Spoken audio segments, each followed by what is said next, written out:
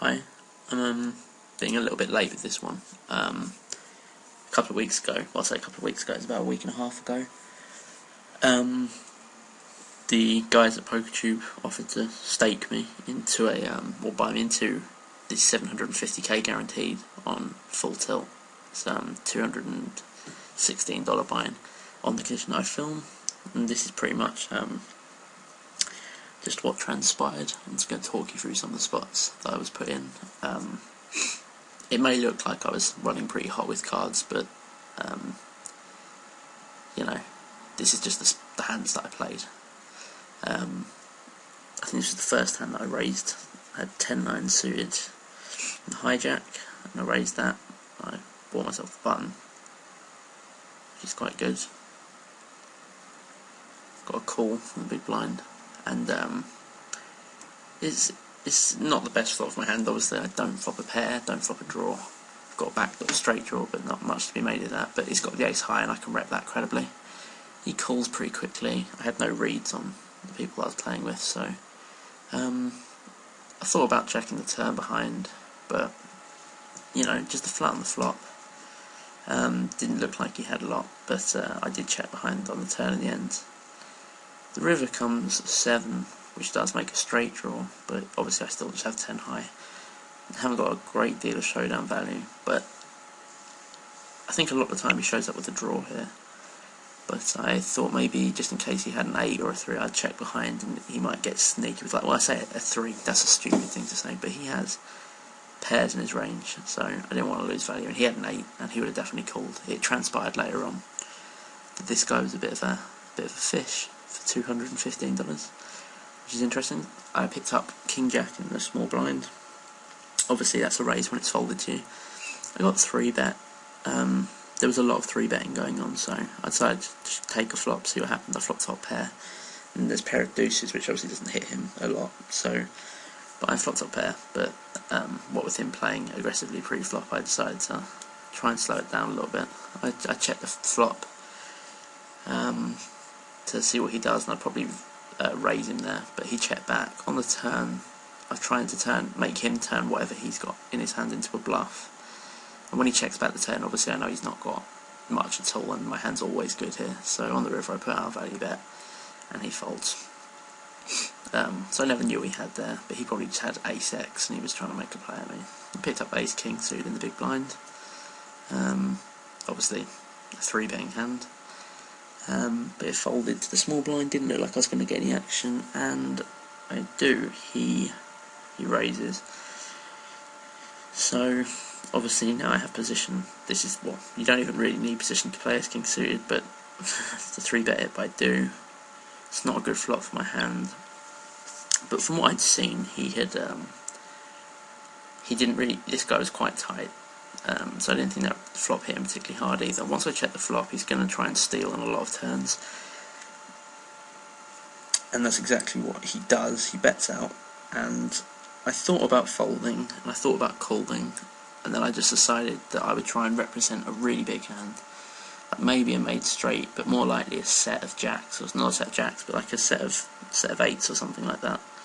And I raised him because I didn't really see a lot that he could have that would probably call a raise in this spot. I also checked who was playing a few tables, and there were some people that were playing all Sunday majors, but this guy was just playing this table, so I figured he'd care about his buy-in more than others and couldn't call that raise with a lot. And that worked, so that was quite nice. Couple of orbits later, pick up queens. I didn't actually film the hand because I'm a mug, but brilliant. He raised and we 3-bet the queens, and he calls and we flop top set. We led out to try and balance our range a little bit, and he just folded, which is a shame because we had the nuts. But no, we have queen 10 here. Just the odds, you know, you could flop 2-pair or a straight draw, or a flop straight if we're being more optimistic, quads if we're being optimistic, but we do completely airball the flop, and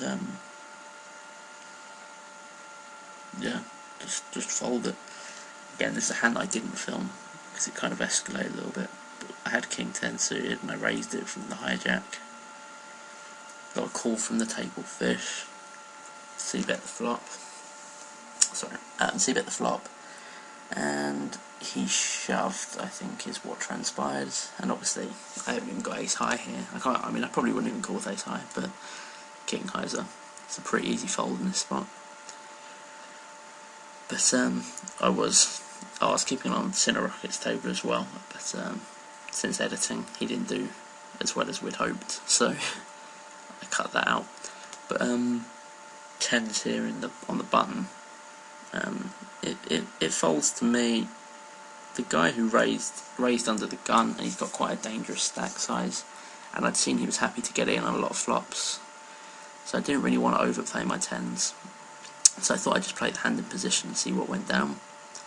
It's not a bad flop for tens, but it's not it's not a dream flop. But as long as I think I can avoid a jack or overpairs, obviously my tens are good. He checks the flop. I think in hindsight I should probably bet there just to feel where my hand's at, but I check, and at this point that's a pretty dangerous card on the turn, and I'm just happy to check it down, and he shows up with ace high, so I mean you could value bet that river, but what with the 2 over cards and the flush draw getting there, I thought I'd just play safe and check back. I have 9s in the hijack, obviously raising this. Get the button now, so I've got position in the hand. And does everybody fold? Yeah, everybody folded. Oh.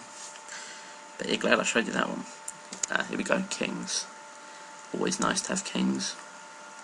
Short stack, I think raises. Yeah, he does, he raises. If I was in later position, I'd consider flatting against the short stack, try and get his stack off him, but because we're so middle position, I have to 3-bet here, because it's going to entice a few people to call behind us, and we don't want that. It would have been nice if this guy shoved, but he didn't. And I think everybody folds, which is a shame. I was quite hoping that Killer Poker would shove, but he didn't, which was a shame.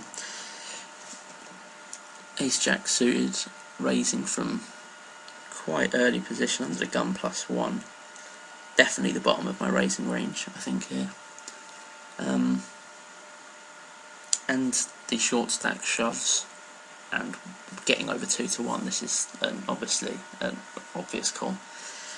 Can't be folding at 2-1 with ace-jack suited, and we have him in really bad shape. Flop the ace, and on the turn he's drawing dead. So it's not a huge pot, but it's nice to chip up a little bit. We're well above average at this point. Things were going quite well. Something should probably happen. Ace-queen off in the small blind. Not the ideal place to have ace-queen, but once it's folded to you, gotta be raising this. But yeah, he folds. So again, another thrilling hand. This was my first hand at this table, and I think it's just a hand that I somewhat understandably misplayed, but I'm not sure. See what you think on this one. Kings on the button. It's quite a beautiful situation. Under the gun raise. Hadn't played a hand yet, but I've only been at the table for 2 hands, so obviously I'm 3-betting, but I'm not 100% sure on what his under the gun range is, but it's got to be something pretty decent. I expect him to call a lot, and he does. That's not a good flop for kings. He checks, which he will do with his aces, but he'll also do with his air and his underpairs to that, so again, the turn cards, it's good if he's got an ace, which I don't think he does at this point, because he checks the flop and the turn. We pick up the nut flush draw, and our kings are probably good at this point as well. I bet and he calls, which is strange. He can't have the ace of diamonds, he can't have the king of diamonds, he can possibly have the queen of diamonds. This, to me, is a missed value bet. I mean, it's just too weak. He showed up with a pair of 6s in this spot. And I think I miss a definite value bet there, because he almost never has an ace. I mean, he can have a hand like pocket jacks, I guess. He could have ace jack, you know, really slow playing a monster, but I think on the whole, I missed the value bet there. And have ace queen in the cutoff. There's a raise. I'm not a big fan of 3-betting ace queen.